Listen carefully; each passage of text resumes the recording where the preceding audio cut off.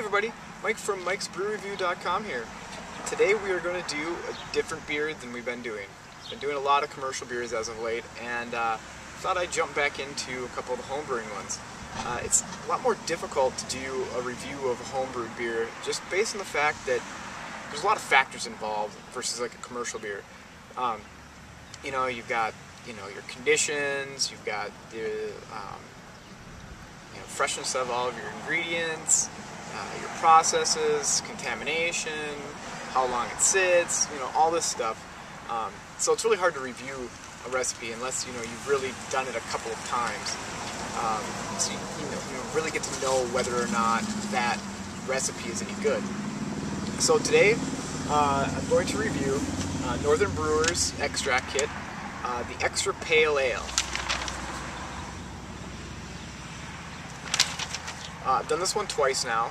The only difference between the first one and the second one was that I reused the yeast from the first one in the second one, which really didn't make much of a difference other than saving me $7, which is nice. Just to give you a little bit of history, this brew actually did pass the BJCP judging. We had this thing in the homebrew club for you're supposed to brew up a bunch of different styles, and as you brew up more, you climb the ranks, kind of a hierarchy thing. It didn't get the greatest score, but it didn't get the worst score. So it got a 27, which puts it into the good category. See? Huh? Yes.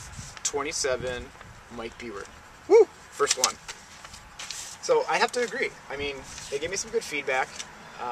Their feedback is balance is a little too malty, carbonation is low for style, maybe a little too young, carbonating longer would improve both carbonation and balance. So this was in April, so it's now June. It's been 2 months since then. So let's just take a little peek at it.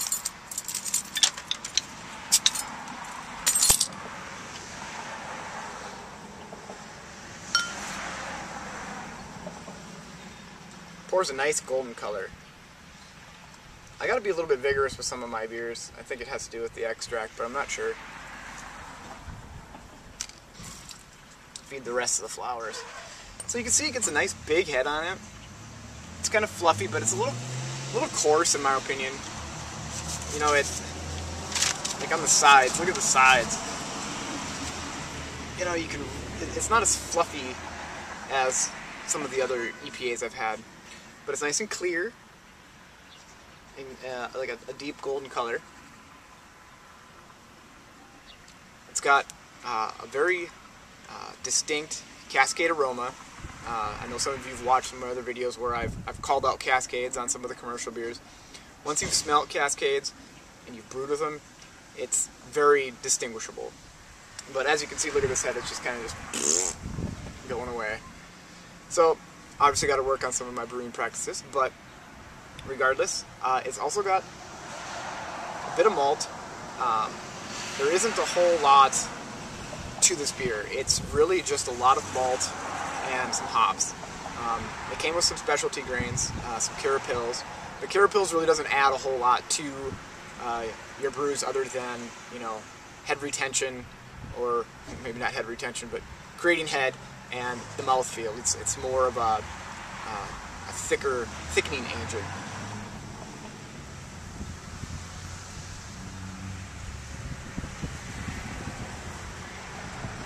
I really like this beer. It's got a nice balance.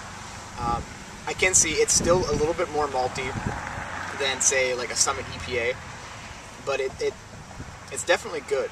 It's smooth. The carbonation is still a little bit low on it, so it does kind of come off a little flat. Again, it's hard to review something like that because that could be my fault. That could be my process, what I did, the temperatures, all that kind of jazz. So I'm really just trying to go into what it tastes like. And it tastes good. And it was easy to brew.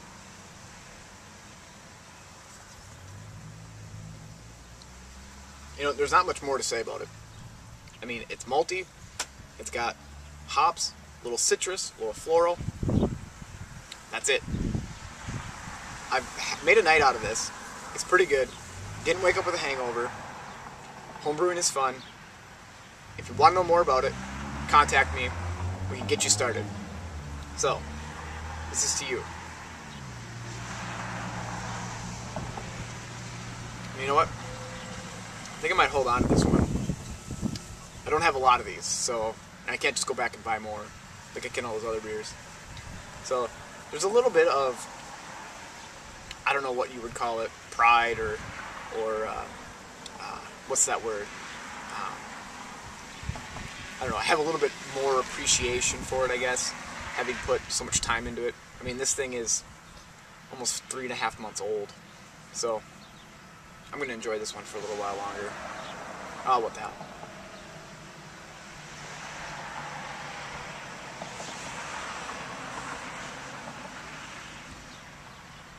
Definitely drinkable.